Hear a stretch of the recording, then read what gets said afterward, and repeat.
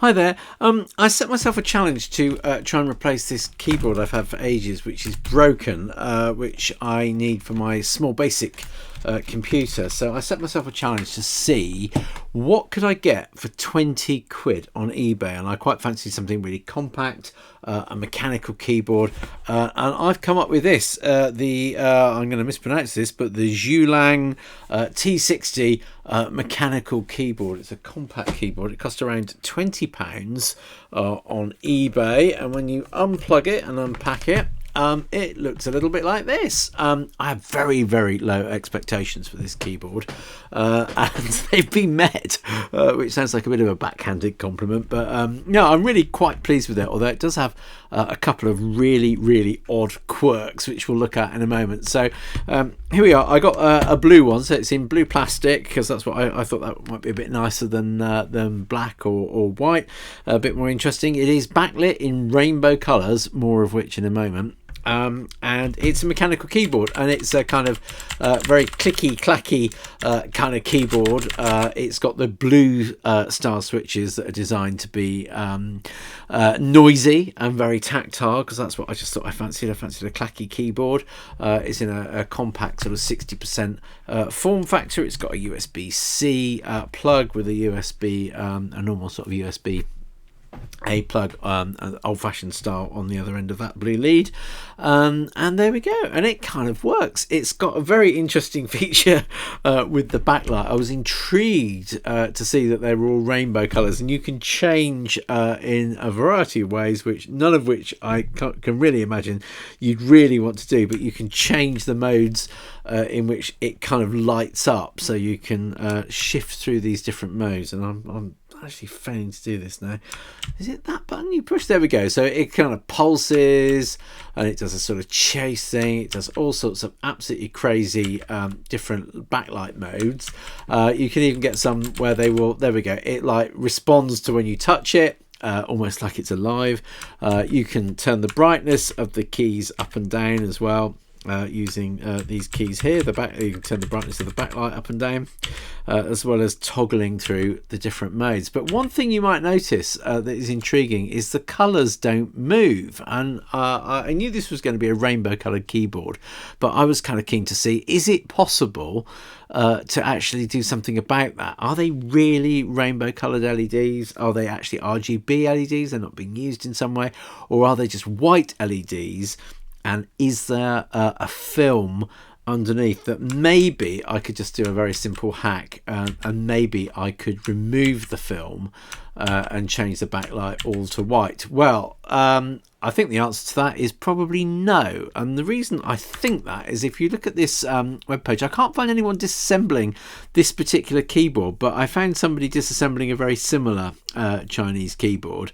And what they found when they took it apart was that these different LEDs were indeed different colours, and they are hardwired. They're sort of soldered into the board, so there's no easy way of swapping that, and there's certainly no film that you can lift off in order to turn them white. And I think this is definitely the case, because they've also, in this kit, amazingly, you get a little tool for removing keycaps. Now, I'm not used to this. I'm a mechanical keyboard noob, but if you do take it off and have a close look, it's a bit difficult to see because of the brightness on here, but it does very much look like that is a coloured, I shouldn't have done that, should I? That is a coloured LED in the background that is not, there's no film or filter, and you can tell as well, if you look closely at all the different colours, they're suspiciously uniform as well. Like, these are all red, these are orange, these are green, these are blue, and these are purple. There's no sort of shades to suggest that there's any kind of film in there, so I'm not going to be able to do anything about the rainbow colour. Generally, in terms of the keyboard, I'm quite happy with it. It seems to type okay.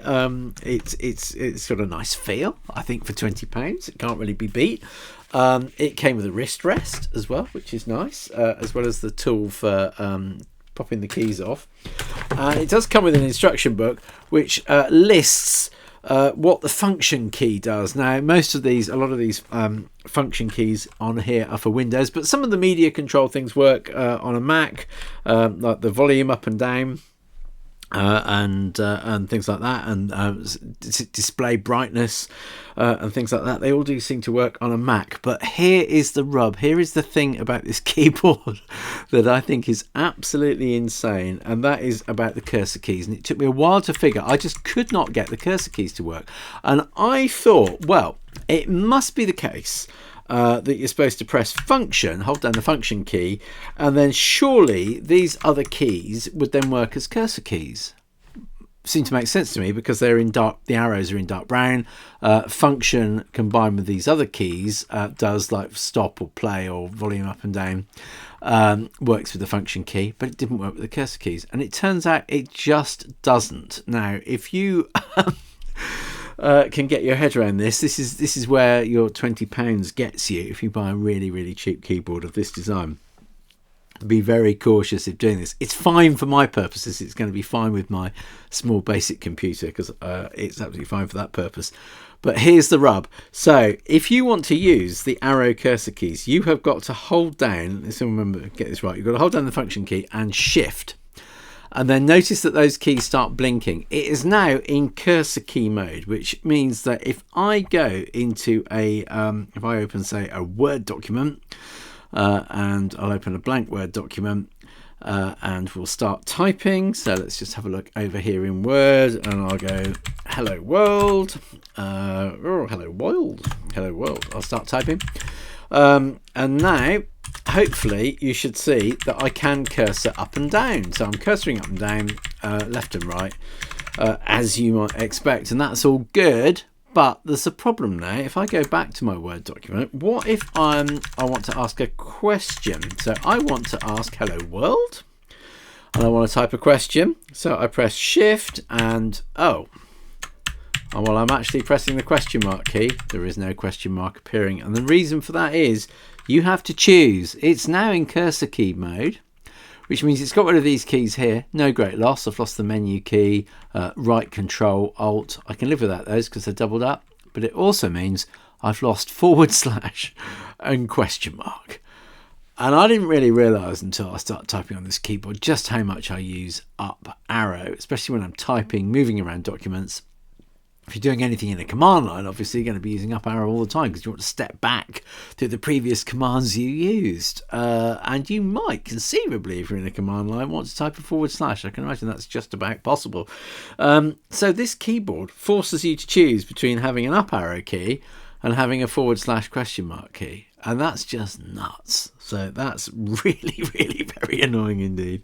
And it took me a while to figure that out. So if I do, going back to my Word document, if I do now want to type a / or a question mark, I've got to press function and shift, get back out of that mode. And now I can start. In my document, did that work? No, it didn't actually work. I'm going to try that again. Function shift. There we go. I've got out of it, and I can actually type question marks, and I can type question marks and / by using that key. So there we go. That's what 20 quid gets you.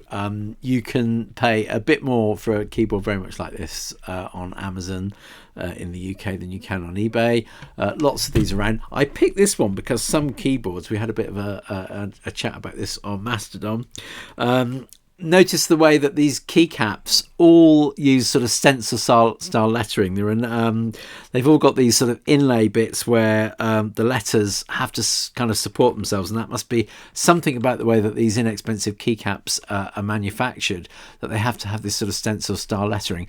Some of these keyboards, these cheap mechanical keyboards, have really incredibly ugly lettering and really hard to read, even really hard to work out what some of the keys are. This is one of the less objectionable ones. I don't mind the lettering on these keycaps too much for the money. I think they're okay. If I was would I recommend this keyboard? Well, if you with a caveat that you have to bear in mind that you've got to choose between up arrow and / question mark when you're typing, and changing mode isn't that easy. It depends what you want to use it for. Possibly wouldn't warmly recommend it. If I was going to buy another cheap mechanical keyboard, I would certainly consider it. I'd go for one with a different layout, probably one with dedicated cursor keys if I could possibly, if that suited my purpose. But for the project I'm working on, I did really want a very, very compact keyboard. And for what I'll be doing it, using this for is mainly just typing text. I'm not going to be using things like the up arrow key in the text-based interface for Small Basic, so it's absolutely fine for my purpose. So there we go. There you have it. There is my little quick review of the Ziyoulang T60 mechanical keyboard, which cost me just over £20 on eBay.